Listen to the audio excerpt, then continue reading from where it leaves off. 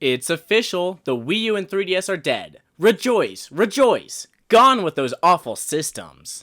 Except, they weren't awful. The Wii U sold like fire starters in a Californian summer. As in, it didn't. And the 3DS wasn't hot either compared to its predecessor. But even then, the Wii U and 3DS were home to games and franchises that define Nintendo as a company. What would Mario be without Mario Maker? Or The Legend of Zelda without Breath of the Wild? Which, yeah, is a Wii U game. And what would Splatoon be without, well, Splatoon? People who never owned a Wii U can sit aside and laugh at us. But for those of us who decided to put Nintendo above our taxes and food, well, we were eating good.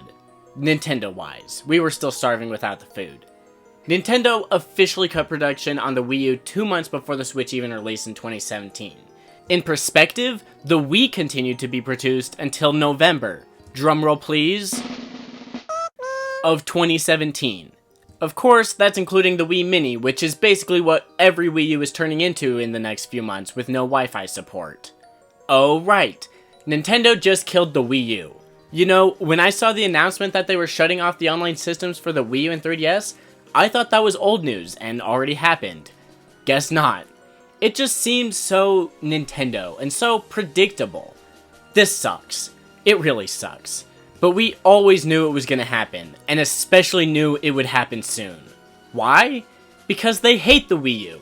The Wii U sold 14 million units, which is still 2 million less sales than New Super Mario Bros. U Deluxe on the Switch.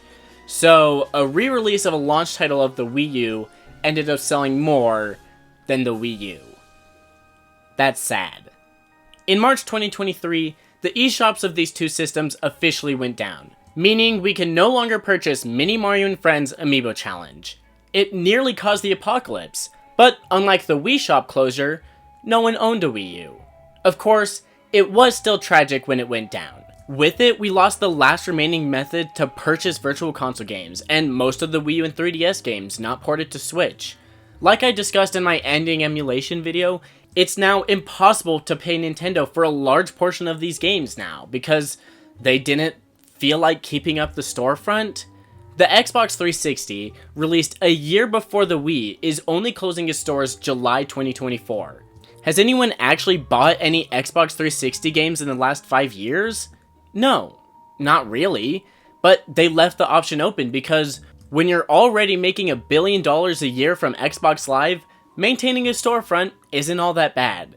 The best time to have shut down the eShop was when Nintendo didn't have an overwhelmingly successful console, as in during the Wii U and 3DS era. But at this point, they gained nothing besides a few $1,000s a year in maintenance fees by shutting down the old eShops, and lose out on the possible sales of thousands of games that can't be purchased anywhere else. If you want to own Super Mario RPG on the NES, prior to the closure, you could either A, spend $100 on eBay for a cartridge of which Nintendo earns nothing, or B, you could buy it from the Virtual Consoles on the eShop for $7. Sometimes, you just gotta hate Nintendo. Now, onto the topic at hand. Why are they shutting down everything? Unbelievably soon, in April 2024, everything is shut down. That means, after that date, the only thing you can access is the home screen, settings, and your games, but not the online of said games. You want to play a round of Smash 4 and get obliterated by Bayonetta? Have fun sitting on a loading screen only for it to say you can't access Wii Connect 24. How about when I'm in the mood for classic Splatoon? You know, there's still thousands of people who still play the original. Let's see what they're up to. Oh, they're dead. Fine. Let's just relax and play some Mario Maker. Thanks to the gamepad, the original still has a lot of relevance with its perfect building, and I'm sure there's awesome levels I could try out. And now I'm sad. Everything will be gone. The hours I spent in my Wii days playing the world's Mario Maker levels and losing every match in Splatoon were golden, and it's a shame they'll never be accessible again. Except, sometimes you just gotta love hackers and modders. Nintendo hates the people who love Nintendo most, and the people who love Nintendo most are the ones who let us play Metroid Prime Federation Force years after Nintendo decides it's unfit. With the last embers of Nintendo support for the Wii U fizzling out, we'll be seeing a big uprising in Wii U and 3DS modding. And if I were someone who admits to modding, then I would say I've already helped friends homebrew 3 of their 3DS systems and homebrewed my own Wii U and 3DS. But unfortunately, I'm not someone who admits to modding, because I'm also not someone who has 2 Nintendo hitmen knocking at their door currently. Homebrew is the last-ditch effort for Nintendo fans to save what they dearly love. Fan-made servers like Pretendo will be the only option for playing much of these games. We've seen homebrew alternatives before, like Reconnect 24, and now we're forced to use fan-made alternatives. Sometimes, though, they're honestly better. But I don't think we should be forced to rely on them. But it's absolutely an inevitable thing for every online service to eventually die. In 10 years, or even earlier I fear, we'll have the same conversation about the Switch. Maybe all of our games will transfer to the next console, or the one after that. But at some point, all these games and all of these servers are going to rot. And someday, there's going to be no one making fan servers.